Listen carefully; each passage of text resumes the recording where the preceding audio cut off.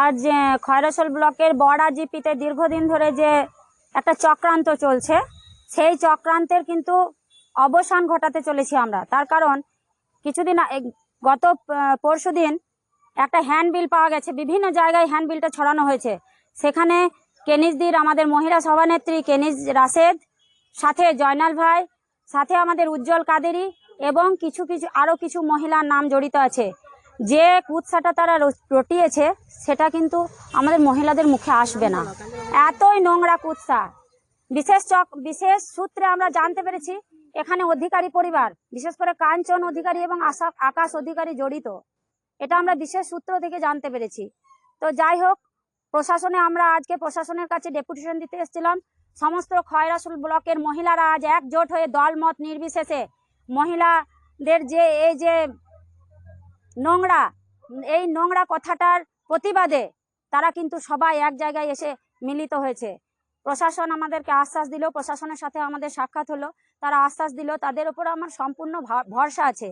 কিন্তু এই ভরসা যদি আমাদের ভেঙে যায়, আমরা কিন্তু বৃহত্তর আন্দোলনের দিকে যাব। তার কারণ আমরা বিশেষভাবে আমরা মনে করি খয়রাসোলের মহিলা টিম কিন্তু চাঙ্গা টিম। সেখানে আমাদের রাজ্যও জানে, ব্লকও জানে, জেলাও জানে, সাহারাদিও আমাদের মাথার উপরে আছে। আমরা বৃহত্তর আন্দোলনে যাওয়ার আগে প্রশাসনের কথা চিন্তা ভাবনা করছি, প্রশাসনের উপরে বিশ্বাস আছে। কিন্তু আমরা মহিলারা যে ভেঙে পড়ি নাই, এটা তাদের কাছে বিচার্য যে আমরা ভেঙে পড়ি নাই। তারা বিজেপি করতে বলেছে, আমরা বিজেপি করি নাই, এটাই কি আমাদের দোষ? কাঞ্চন অধিকারী কতগুলো মানুষের বেতন আটকিয়ে দিয়েছে ভিআরপিদের।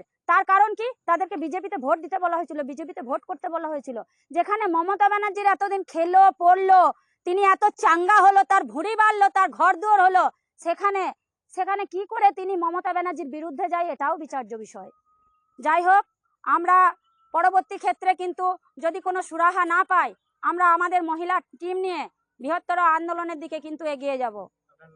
আমার নাম আমি রুনু সিংহ, ব্লকের একজন মহিলা সভানেত্রী, টিএমসি। আমার দিদির দলের দল তো আমরা একটাই করি, মমতা ব্যানার্জির দল।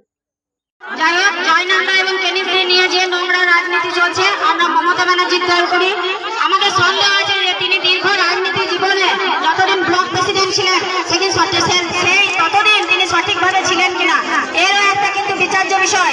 এটাও কিন্তু এতদিনে আমাদেরকে দেখতে হবে, ভাবতে হবে। তিনি ব্লকের সেই হিসাব পাতি এবার আমরা দেখবো, আমরা মহিলারা দেখবো এবারে যে পুরোনো দিনে তিনি কি করেছেন। তার পরিবারের দিকে আঙুল নিজে তুলেছেন তিনি, আমরা তুলে নাই। কিন্তু কেনিসদি বা জয়নান্দা বা আরো অন্যান্য মহিলাদের উপরে যে নোংরা কথা তিনি লিখেছেন হ্যান্ডবিলে, আমরা তো সেটা মানিনি। কেননা জয়নান্দা এবং কেনিসদি মাথা উঁচু করে এসেছে থানাতে প্রতিবাদ জানাতে।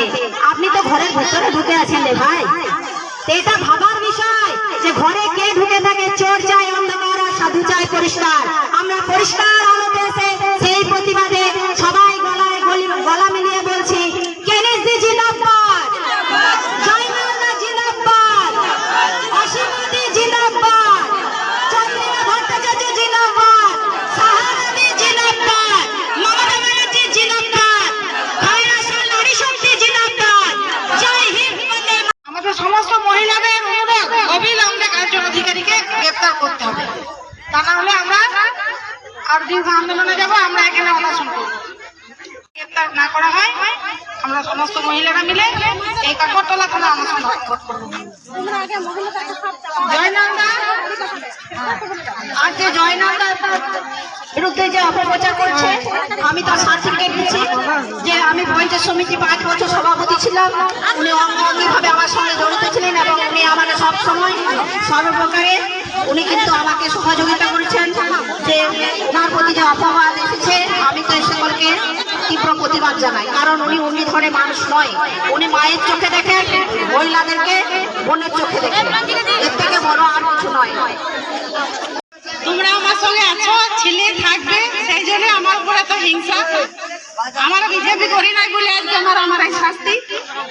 তো আমি একটা চ্যালেঞ্জ দিচ্ছি, কাঞ্চন অধিকারী ওনার সঙ্গে যে হিজড়া লোকগুলো ছিল, যারা এগুলো বসে করেছে, আমার সঙ্গে সবার দরকার নাই। আমার চোখে চোখ